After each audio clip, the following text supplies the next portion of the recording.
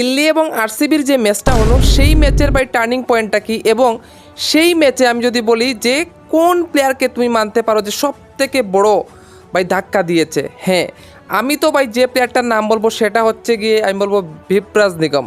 হ্যাঁ ভাই, ভিপ্রাজ নিগমই আমার মনে হচ্ছে যে সব থেকে বড় যে ধাক্কাটা দিয়েছে, কারণ যে স্টার্টটা আরসিবি করেছিল ভাই কি বলবো, সল্ট এক ওভারে মিচেল স্টার্কের 30 রান তুলে নেয়। ওপেনিং আমরা দেখি যে পাওয়ার প্লের 3 ওভারে ভাই ওরা 60 রান তুলে নেয়, এবং যেখান থেকে মনে হয় ভাই আরসিবি তো 200+ করবেই করবে। এইভাবে আমাদের মনে হচ্ছিল যে হ্যাঁ 200+ আরসিবি করলে তবে আরসিবির আশেপাশে কেউ যাবেই না। আর অ্যাকচুয়ালি যদি আরসিবির সল্ট এই জায়গায় আউট না হতো, তাহলে যে মোমেন্টাম আরসিবির ছিল, যে রান আউটটা ভাই হলো সল্ট একটি রানের জন্য ভাই যে আত্মহত্যাটা করলো, এবং সবাই বলে যে প্রথম উইকেট যে টিমেরই পড়ুক না কেন রান আউটের মধ্য দিয়ে সেই টিম কিন্তু ম্যাক্সিমাম ম্যাচ হারে। তারপর আমরা দেখি দিল্লি কীভাবে ধীরে ধীরে ধীরে ধীরে তাদের ভাই শক্তিটা প্রদর্শন করে। তো আমরা দেখতে পারি এবং বুঝতে পারি যে এখানে ভাই ফাস্ট বোলার অনেক মার খাবে, আমাদের স্পিনার আনার প্রয়োজন। এবং সঙ্গে সঙ্গে কি করে দিল্লি, তারা তাদের প্রমুখ স্পিনার যারা রয়েছে খুদ ক্যাপ্টেন অক্ষর পাটিল, তারপর ভিপ্রাজ নিগম, তারপর আমরা দেখতে পাই ভাই কুলদীপ যাদব, মূল্যবান দুইটি ইম্পর্টেন্ট উইকেট তুলে নেয় কিন্তু কুলদীপ যাদব। কিন্তু প্রথমত বলি ভিপ্রাজ নিগম, হ্যাঁ যেভাবে রান আউটটা করলো ভাই সল্টের, আমি বলবো সেটাই সব থেকে বড় টার্নিং পয়েন্ট। কারণ তখন যদি রান আউট না হতো তাহলে লগভগ ভাই ম্যাচটা ডেড করে দিত ভাই। সল্ট আরও 3 ওভার খেললে এই ম্যাচ ডেড হয়ে যেত। তারপর আমরা দেখতে পাই বিরাট কোহলিকে যেভাবে ভিপ্রাজ নিগম ভাই প্রথম একটা ছক্কা হাঁকায় বিরাট কোহলি, কিন্তু আবারও অ্যাগ্রেশন মুড অন করে ছক্কা হাঁকাতে গিয়ে কী দেখা গেল যে ভাই না নিজের উইকেটটা দিয়ে দিল, এবং সেখানে কিন্তু মোমেন্টামটা ডাউন হয়ে যায়। ভাই দেবদত্ত পাটিকেলও অনেকটা বল খেলে স্ট্রাগল করে, প্রত্যেক বলে সে মারার প্রচণ্ড চেষ্টা করে, কিন্তু শর্ট আর ওর ব্যাট থেকে লাগছিল না, এবং সেখানে আমরা দেখি দেবদত্ত পাটিকেলও তার উইকেটটা ছুড়ে দিয়ে লিভিংস্টোন, তো ভাই সবাই জানে যে লিভিংস্টোন আসলে কোনো দিন রান করবে, কিন্তু বেশিরভাগ ম্যাচে আমার মনে হয় না লিভিংস্টোন রান করতে হবে। হ্যাঁ বোলিং করে যদি 1-2 বার কিছু ভালো করে দেয় সেটাই হচ্ছে কি বড় কিছু। তারপর আসুক জিতেশ শর্মা। জিতেশ শর্মা আমরা দেখি ও অনেকটা স্ট্রাগল করে, এবং রজত পাটিদার দুজন স্ট্রাগল করে, এবং চেয়েছিল যে ম্যাচটাকে আরও কিছু নিয়ে যদি একটা ভালো ফিনিশ দেওয়া যায় 180 190, কিন্তু আসলে কুলদীপ যাদবের সেই ফিরকি গেইনবাজির সামনে কিন্তু আমরা দেখতে পাই যে দুটা ব্যাটসম্যানকে কিন্তু আউট করে দেখে কুলদীপ যাদব। হ্যাঁ আবারও কিন্তু কুলদীপ ভাই লেগ স্পিনার ইম্পর্টেন্ট হয়ে গেল। তারপর আমরা কি দেখলাম যে না টিম ডেভিড, হ্যাঁ টিম ডেভিড আবারও কিন্তু প্রমাণ করলো যে আরসিবির ভাই অনেক বড় ফিনিশার, অনেক বড় ফিনিশার, এবং 160+ রান বানাতে টিম ডেভিডের যে লাস্টের 2টা ওভার ভাই কি ছক্কা আঁকালো, ও হোক স্পিনার অথবা পেসার ভাই তার বাহুবল যে দেখিয়ে দিয়েছে টিম ডেভিড কত বড় প্লেয়ার। এবং সেইখানে আমরা কি দেখতে পাই টিম ডেভিড দুর্দান্ত খেলে মোটামুটি 160 করে নেয়, এবং সবাই ধরে নিয়েছে দিল্লি তো ভাই আসানি ছেড়ে ম্যাচটা জিতে যাবে।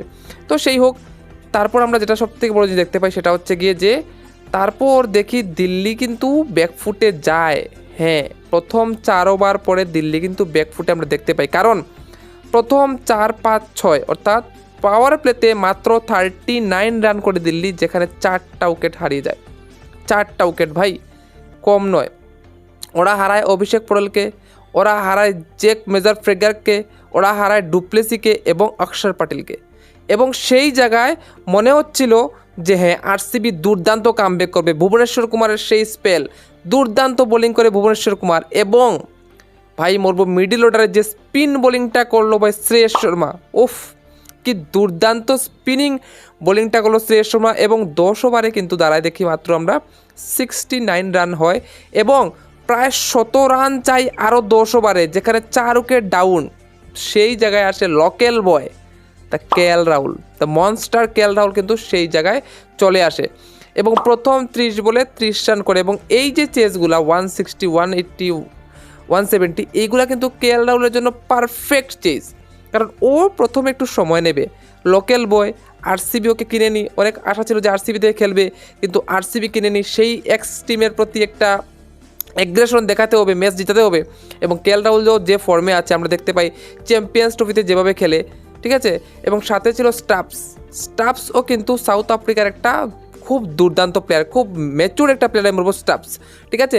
নিচে যদিও আশুতোষ ছিল, ভিপ্রাজ নিগম ছিল, কিন্তু তারপরও আমি বলবো কেএল রাহুল হঠাৎ করে যে ভাই একটা দুর্দান্ত বোলিংয়ের মজারা দেখলো, কী বলবো ভাই, কেএল রাহুল দুর্দান্ত ব্যাটিং, যাকে বলে আউট ক্লাস। এবং কাকে, যেভাবে স্টার্ককে 1 ওভারে ভাই 30 রান হাঁকিয়েছে কে, হ্যাঁ ফিল সল্ট, ঠিক সেইভাবে কেএল রাহুলও কিন্তু হেজেলউডের 1 ওভারে 28 রান নিয়ে বললো যে হিসাব বরাবর। হ্যাঁ হিসাব বরাবর করে দিল কে ভাই, কেএল রাহুলও।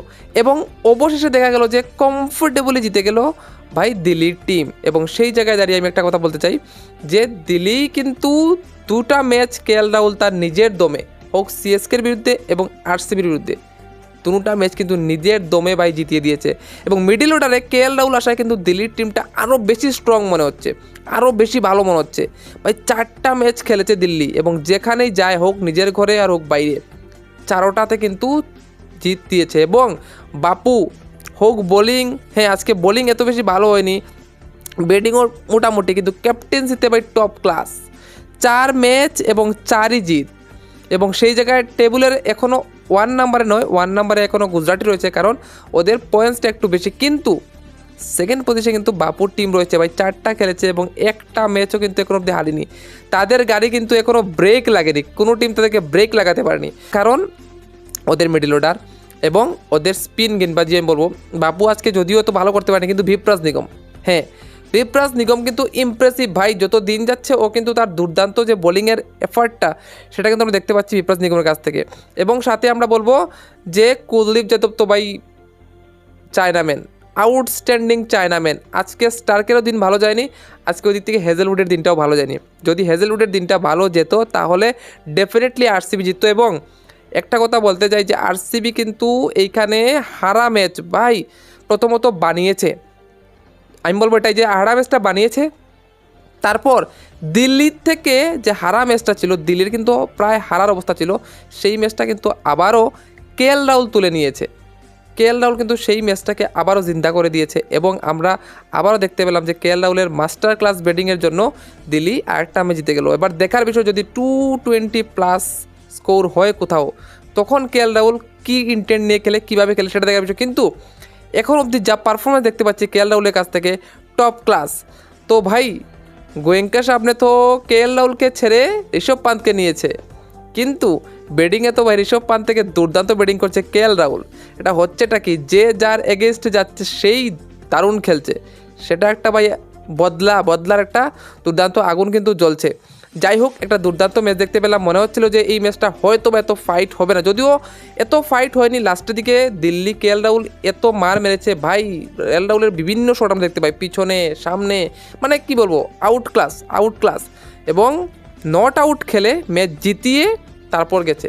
এবং লাস্টে যদি তোমরা স্ট্রাইক রেটও দেখো, দুর্দান্ত স্ট্রাইক রেট, কিন্তু সেঞ্চুরি হয়নি, কিন্তু 90+ স্কোর কিন্তু ও করে নিয়েছে। তো দুর্দান্ত একটা ম্যাচ দেখতে পেলাম। তোমাদের কেমন লাগলো তোমরা কমেন্টে বলে দিও এই ম্যাচটা। ভিডিওটা ভালো লাগলে ভিডিওটা লাইক করে দিও, চ্যানেল নতুন হলে চ্যানেলটা সাবস্ক্রাইব করে দিও। তাহলে দেখা হচ্ছে একটা ভিডিও দেখার জন্য। Bye bye.